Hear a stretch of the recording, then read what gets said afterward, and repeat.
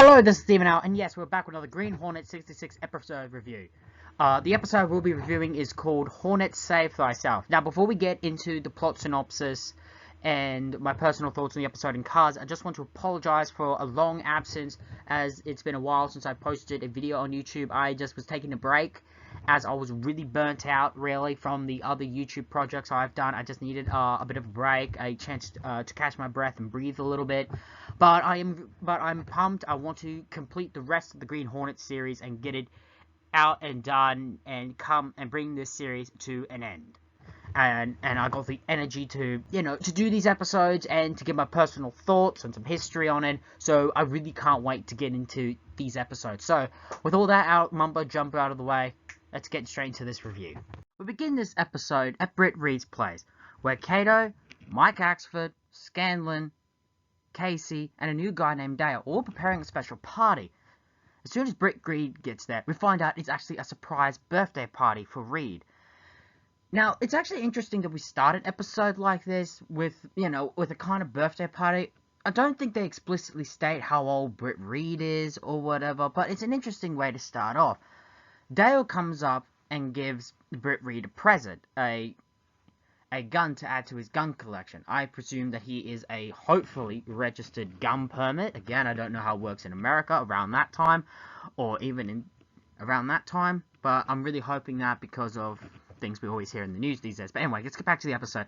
Just as you're having a nice party, he turns around and finds someone that kind of changes the mood for Reed. It is an old employee of his who we will find later that he fired, for reasons why we'll get to later. Anyway, as soon as he sees him, we find out that Dale invited him because he wanted the two to bury the hatchet and forget and forgive. Reed is, of course, says he will be the proper host, but he will not shake this man's hand or not bury the hatchet. Even though he understands, what Dale is trying to do and, and finds it admirable, he just can't bury the hatchet. But Dale insists. Dale goes over to the man and gives him a present, and basically saying to give it over to Reed as a way of further burying the hatchet. If it gets into a heated argument to the point where Reed turns, and as soon as he does, with the gun that he was given in his hand, immediately fires. It hits the guy, who falls to the ground, and he is shot dead. Everyone is shocked. Britt Reed has shot someone in front of witnesses, and that's how we end the opening. That is a brilliant way for me to get me really invested in the episode and wondering what's going on, how has this happened, and how is Reed going to get out of this. That is a brilliant way to start this episode. After the opening, we get back to where we left off, where Reed and Scanlon are having an argument and saying how it's bad for Reed, and that there's no way that he could get out of this. First off, it's a bunch of witnesses that could swear that they actually saw him fire the gun. Reed says he didn't fire it, he didn't pull the trigger, it just went off. He didn't do anything to it. And the second, that there is a motive, as Britt Reed fired the guy, who we find out his name is Rick, after sabotaging his circulation, delivery routes. As a result, he has a very good, as a two, there is bad blood, and the state can make a very good case out of it. Britt Reed sees no other option than to have the Green Hornet save him. Frank Cannon intervenes and says he can't let him get away with special privileges this time. Britt Reed says he's no choice in the matter because he's fighting for his life. Don't stop me. Just as Britt Reed is about to leave, Frank Scanlon orders the police to come in and arrest Reed, only for Reed to punch Scanlon, make it blackout in the room with the use of one of his secret passages to get out, and he, Kato, get in the Black Beauty and drive off. Reed, framed for murder, having very little allies and very little resources, has to get to the bottom of the mystery of who set him up and why. This is a pretty good, in my opinion, really great premise I'm really interested in. First off, you got to establish that Reed's on his own here. He's got very little allies except for him, Kato, and the Black Beauty. He can't use any of his money because it's pretty sure it would be on lockdown, so he can't draw it out.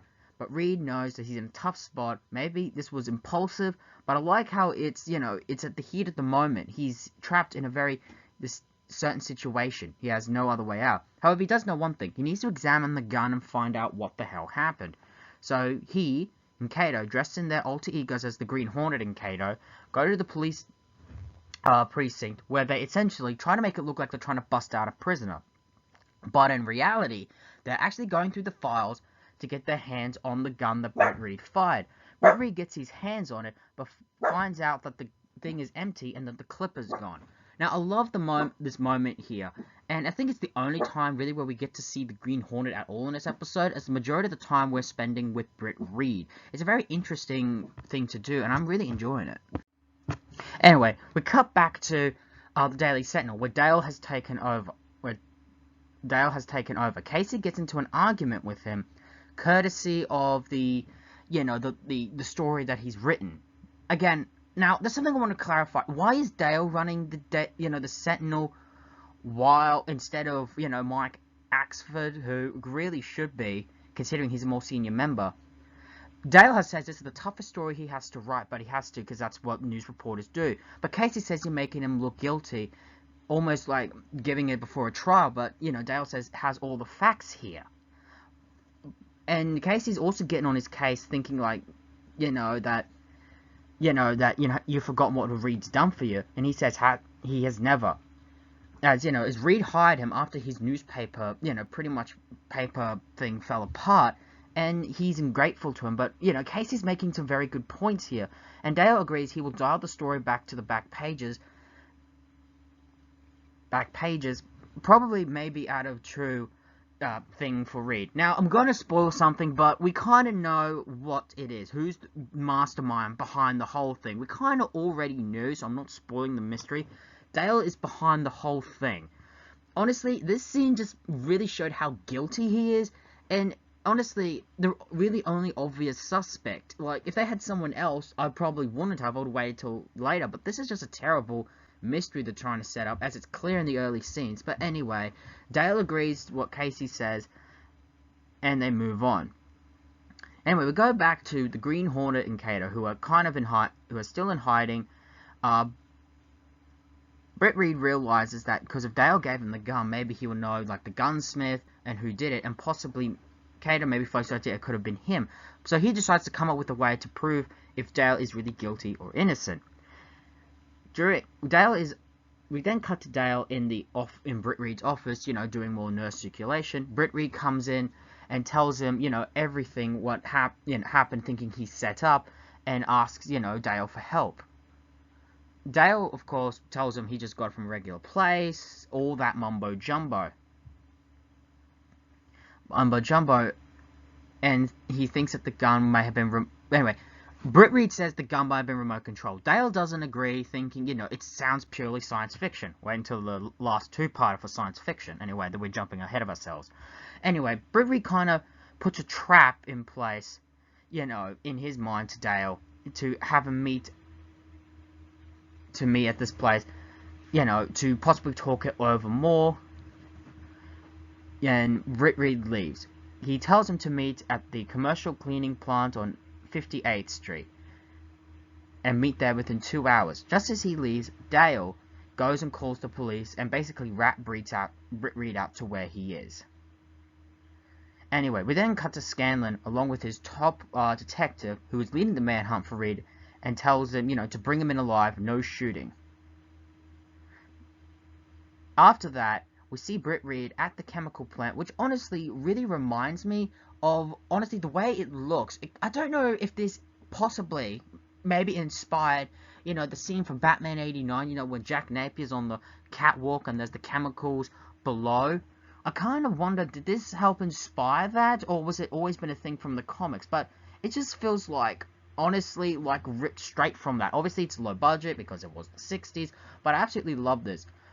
Anyway, the police surround the building Britt Reed is in as they're trying to capture him, and Britt Reed barely manages to make it out of there. Cato then, picks him up and they drive off into the night. They then go pick up Casey, where they ask if Casey saw anything that day. Anyway, he says, basically what happened when Dale gave, Derek that present to give to Reed, and Britt Reed shot and fired. After everyone was shocked, you notice how Dale came to the ground, he picked some things up, and, went to call the police, but he also hid something in the plant. They go back to Reed's place, where they find the clip and the device all there. Realizing that Dale was behind the whole thing, however, they want to really, bust him out. bust him and make him look guilty. So what do? The next day, they have Dale, Scanlon, Axford, and a local police officer all come over, and Britt Reed, does his demonstration. He has the gun all prepped and ready, and gives Dale the device and has him to walk over with it. Walk over. However, Dale kind of refuses to go further. And as a result, Britt Reed does, but of course it was loaded with blanks, revealing Dale's guilt in front of the whole crew. Dale quickly gets out his gun and threatens to take Miss Casey as a hostage and leave. Just when, in a desperate attempt to get out, just when you think that Dale just might get away, Britt Reed steps in, knocks out the gun, cartwheel style, and the police officer, if I recall correctly, either shoots him or wounds him. I'm not entirely sure. I might have to recheck. Anyway, we then end the episode revealing that Dale was never really quite that grateful to Reed, as he just simply used as once his newspaper went under, he wanted to get rid of the Sentinel, so he used this as an opportunity to do so. It kind of just shows how greedy and selfish the guy was. Anyway, we then end the episode kind of on a funny note in a way, but first the serious one with Britt Reed giving Mark Axford the chance to write the story, but write it in any way he sees fit.